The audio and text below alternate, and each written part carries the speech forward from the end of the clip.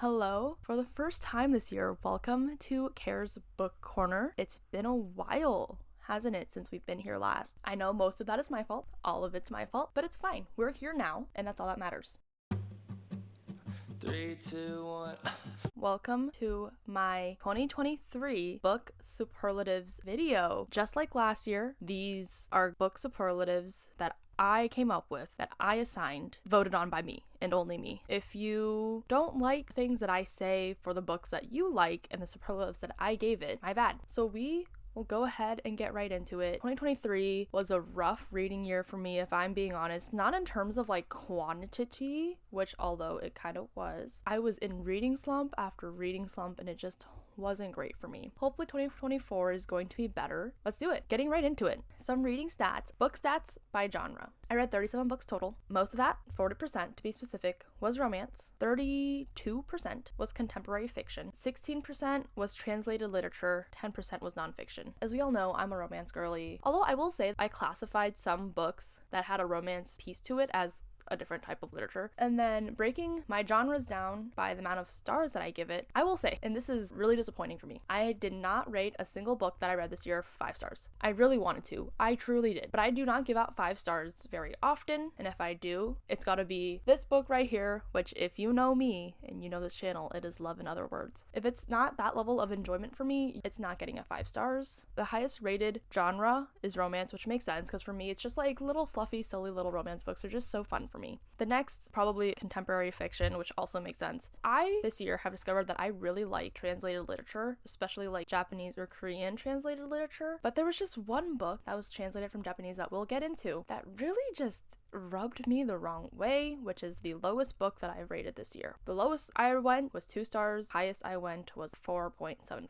All of these are rounded. That's why there is a above 4.5 stars category, because I feel like that deserves to be called out. Like, it's not a 5 star, but it's like almost there, so we'll give it participation credit. Let's get into the superlatives, starting with judging a book by its cover. First one is the best title. Before Your Memory Fades is my favorite title that I read this year. I rated this book a 4.25. This whole series is just so wholesome. This is part of Before the Coffee Gets Cold series, so it follows the same core group, same whimsical nature, whimsical feeling of this book. So the book is about a cafe where you can either go into the past or the future, but regardless of what you do, it will not change your present. Hearing about the stories of people that do decide to time travel, what they talk about, what the lessons that they learned, all of that wholesome, good stuff. If you just want a light read, this is it. It is light, it is wholesome, it is just very whimsical as well. I will say that this is my favorite title in the whole series. I just like the title Before Your Memory Fades because I just am a sucker for nostalgia. Next one, the best cover of the year. And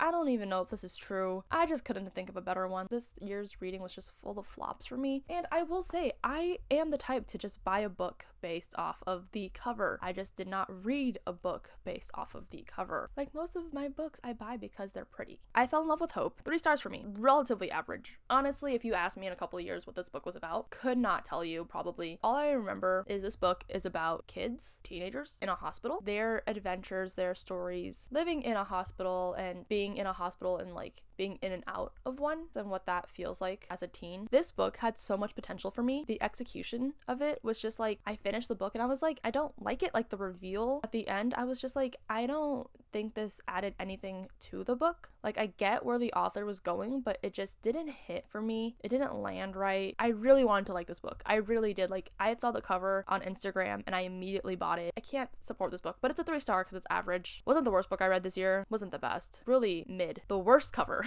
The Captain. I'm not ashamed to be a romance reader. Do I want to be walking around my house with a half-naked man on the cover? Like, not really. You know what I mean? Like, discreet romance covers, none of that cutesy stuff either. The new cover of Love in Other Words, let me get it, because I got it for a Christmas present this year. Like, this cover, I don't want this either. Just give me a plain cover with like 1 or 2 solid colors. I don't need these doodles. I get that like the point is to draw readers in so they are enticed to read it by looking at the cover, but like just give me something better. Anyway, The Captain is a hockey romance, and as you know, as an aspiring puck bunny, I just have to read hockey romances. I rated this a 4, which is relatively high if you watched my hockey romance book video. This is one of my favorites, I think. Worst cover, the insides were good. It's just the cover was not it for me. So this book was fake dating and it had a slow burn. When I say slow burn, it's like a snail's pace, and my grandma could probably walk faster than the speed of which this book went in terms of their love story. I like this book because I felt like the main characters were developed as individual people, and I didn't only know them in the relationship that they were in. Like, I knew that they had interests outside of the human that they were seeing. Here's the thing. The last point I want to make is why is the love interest named Cord? Because, like, in the first place, like, that's just not a cute name. Second of all, how is Cord short for Conrad? I know I mentioned this in my hockey romance video, but I still can't get over it. I haven't read this book in over half a year, and I still am annoyed that this man's name is Cord. That's short for Conrad, and they didn't explain it. It's a book. Use your words better. I digress. Authors that I'm excited to read more of in this upcoming year, and I know that she is releasing a book this year, so I'm very excited, is Miko Kawakami. I love her books. I love the 2 books that I read. I still haven't read Breast and Eggs because I have big book fear, and it scares me to read that. Heaven and All the Lovers in the Night have a special place in my heart because both books kind of left me feeling empty in the best way. I'm very excited to read anything that she writes. Although I think it'll be a bit of a lag because she has to write it and then also to be translated to English. But I would recommend any 3 of the books that she's written. Even though I have only read 2, I will already know that I love the 3rd one. Getting on to the inside of the books. I think that the most underrated book that I read this year was What You're Looking For Is in the Library. This is another translated fiction from Japanese, and I think that this book doesn't get the love that it deserves. I see it on Instagram, but I don't see it being praised as it should be. This might be because I read it exactly when I needed to, which goes to show what you're looking for maybe in the library. It could have been because I read it at a really good time for me to read it, that I really enjoyed it. This book is kind of like a short story with some threads that are intertwined through all of it. It's about a handful of characters who are just living life. They're going through some type of debate or crisis, and they're trying to figure out their next steps, what they want to do. I would say that this is a really good mix of storytelling and life lessons, very similar to Before the Coffee Gets Cold. I would say like they're fairly similar. So if you like Before the Coffee Gets Cold, probably like this. And if you like this book, probably would like Before the Coffee Gets Cold. It has the same vibes of storytelling as well as life lessons. I would recommend this book with my whole chest because when I read it, I literally was like, wow, all the questions that the characters are going through are questions that I had. Underrated, 4.5 stars. Most overrated, The Bell Jar. This book threw me in a reading slump for a couple of months. I want to be a girly who likes this book. I feel like this book would be completely up my alley. It is reeking with ennui and depression and sadness, and that should be something that I enjoy. What does that say about me? I don't know. This book, I could not for the life of me get into it. I really tried. I read it. I looked at the words on the page, but the words on the page didn't get here or here. 3 question marks because I just genuinely, I don't know what I read. When I was at the bookstore with the cousin, I was like, you can quiz me on anything in this book. I could not give you the right answer. And she said, name the main character. Could not tell you her name. Name any character. There's a Bob or a Bo or like some letter with a B, and that's about all I can tell you. And I could tell you that it's well written, but any of the actual writing could not tell you. I know a lot of people really like this book. I just think it is a particular taste. My palate was not sophisticated enough to enjoy that book. Most heartwarming is The 7-Year Slip. This book I read in like one night. It is a 4.75 for me. This book was just so cute, so light, so fluffy. Typically, I'm not solely a fluffy romance reader. If that's all it had, I don't think I would enjoy it, but it had some like heartbreaking elements. The anticipation, the yearning, the questions that are left unsaid really hit home for me. Like this book, I really liked it. And the fact that it was kind of sad made me like it more because like I said, I don't think I could do like a complete happy book. I need some type of emotion other than I'm falling in love with this person. This book does a very good job because of not making it easy for the characters to fall in love. So this book is about this girl who moves into an apartment that transports you back in time 7 years, and she meets someone there, and it's about their story about finding each other again and what that looks like and all of that. Love the book. Would recommend. It's great. The most heartbreaking for me is The Memory Police, and that is because, as I mentioned in one of my previous videos, losing my memory scares me. I feel like the premise of it in general was heartbreaking to me. I really liked it. This book is a science fiction dystopian world in which things just disappear from your memory. So for example, it's like one day the government can decide we aren't gonna know what birds are, and they're just all gonna disappear. and you're just not gonna have any recollection of what a bird is. And that's the world that they live in. And I really liked how simple the book was written in, even when talking about heartbreaking things and complex topics. And I really liked the way that it was written, in where I could feel the color fading away from the world. With everything that the government was taking away and removing from people's memory, I could feel how bland and black and white the world was becoming. And I feel like that's what happens when you take away things that live in people's brain. This book left me feeling empty in the best way. And I will say that, like, I don't think I understood this book 100%, but I don't think I needed to enjoy it. For what it was and how much of it I comprehended, it was a good book. Prettiest writing goes to Alone with You in the Ether, and this book had me in a chokehold. So much so that, like, when I was in London, I literally went to a bookstore to find that book to finish reading it. I really like this book. The writing is so pretty that it hurts. The love story was so pretty that it hurts. This book just caused me a lot of pain, but in the best way. If anyone ever questions that I'm masochistic, me recording this is just proof. I really liked the yearning and falling in love, and how they fell in love so deeply, how this book is about two messy characters who collide with each other messily. This showed the other side of love, where it's like not always clean cut. This showed how love can be toxic at times. It can be all consuming, and it could be the only thing I think about is you. Written in the way it was written in was just so pretty. Some people in my book club have said that this book is a little too self-deprecating. To someone who is self-deprecating, didn't even notice it, if I'm being honest. I feel like the vibes of this is fairly similar to Cleopatra and Frankenstein. They're all messy characters, so if you don't like reading about messy characters, probably not for you. So most out-of-the-box book that I read that I surprisingly liked is Earth Angel. Shout out to the person who recommended it to me.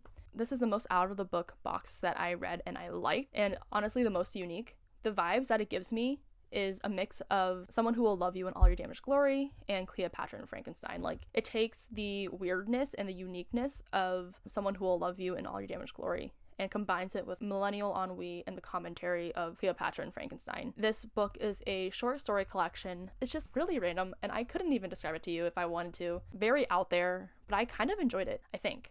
It was pretty easy to read. I breezed through this relatively quickly. As the last bullet point says, like, I honestly could not decide at the end of it if I liked it. Like, I finished reading it and I was just like, I think I liked it. Like, I definitely found it funny. Did I enjoy it? I think so, but I can't be too sure, because that's how weird it was, where it's just like you would read a story and you'd be like, what was that? I decided that I liked it. Rated at 4 stars.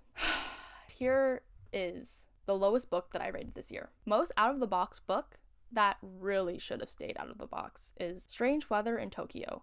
I read this in Tokyo because I was like, I'm gonna read a book based off of the city that I'm in when I was traveling to Japan. This book was a 2.25 for me. I just can't get behind the age gap and the student-teacher relationship. Story didn't take place while she was a student, but she still called the teacher sensei throughout the whole book, and I thought at some point it was going to change to like the actual name, but she still called him sensei, and I was like, I can't get behind that. And your romantic partner, you're still calling them like teacher, even though they're not in school. The dynamic is just icky. If I could get past the teacher relationship and it was just like a regular aged book, I'd probably be a 3.5.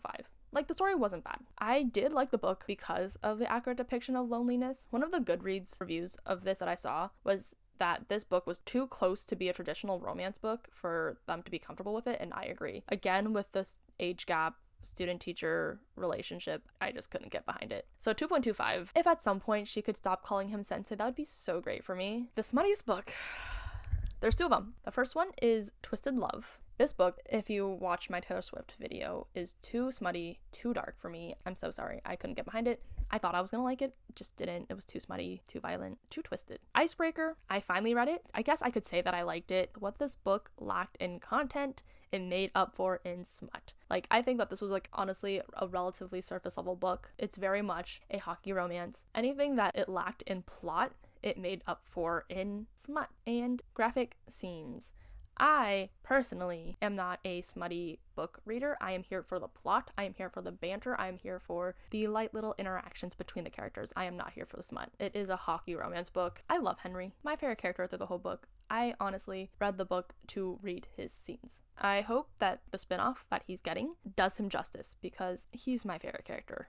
Hands down, without a question. The most disappointing book that I read was Oh My Mother. Not in the way of like, I didn't like this book. It's just that I had such high expectations for this book, it couldn't have possibly met. I hyped this book up so much in my head because of the opening paragraph where it talks about the relationship between a mother and daughter, and I thought that this book was going to go deeper into that relationship and talk more about what that's like, especially as an Asian immigrant. It didn't really. It stayed relatively surface level, which I didn't really like. And the author mentions in the book that like she didn't want it to be a Asian immigrant story, but I think it doesn't do her mom nor her justice missing that big piece of their life, because like as an Asian immigrant and being an Asian American, you can't really breeze over that. I mean, like you can, but like my mom's an Asian immigrant, right? If I talked about her life and I didn't mention that she was born in China and her whole experience, I don't think that does her story and her life justice, you know? All in all, disappointing book because of how much I expected to love it and expected to relate to it.